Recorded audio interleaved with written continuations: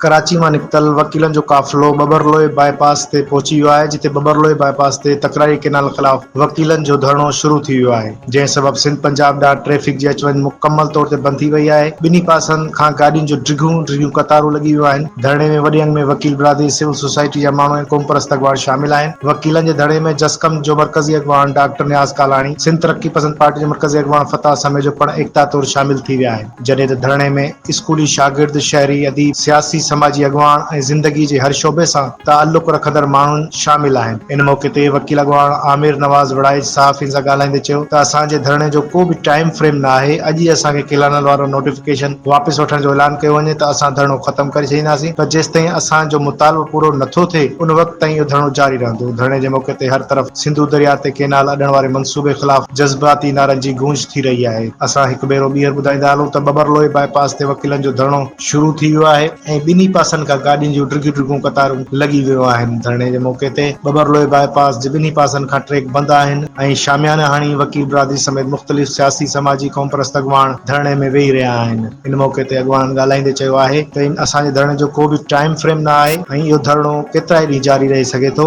असांखे केनालनि वापसि वठण वारो नोटिफिकेशन ॾिनो वञे त असां इहो धरणो ख़तमु करे छॾींदासीं, पर जेकॾहिं ईअं नथो थिए त असांजो धरणो जारी रहंदो।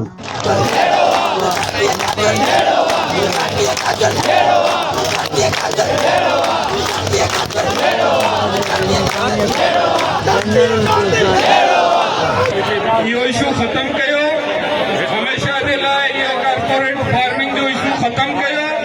ईसन जा नौजवान, ईसन जा पुट जेके उहे कंहिं बि सूरत में तव्हांखे हिलंदे लहंदे नज़र न ईंदा।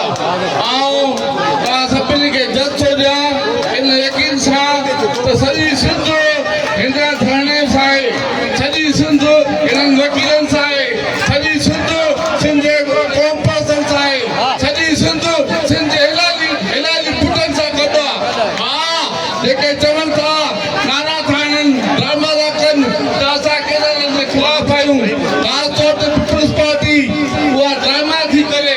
औज़ुबिल्लाहि मिनश्शैतानिर्रजीम, बिस्मिल्लाहिर्रहमानिर्रहीम। जैसा कि तमाम दोस्तों से हमने कहा था कि हम कराची से बबरलू जाएंगे और वहाँ पे मेन इंडस हाईवे बंद कर देंगे, तो इस टाइम पे हम मेन इंडस हाईवे बबरलू पे मौजूद हैं और इसको इस टाइम पे दोनों तरफ से बुकला ने बंद कर दिया हुआ है, आप देख सकते हैं। और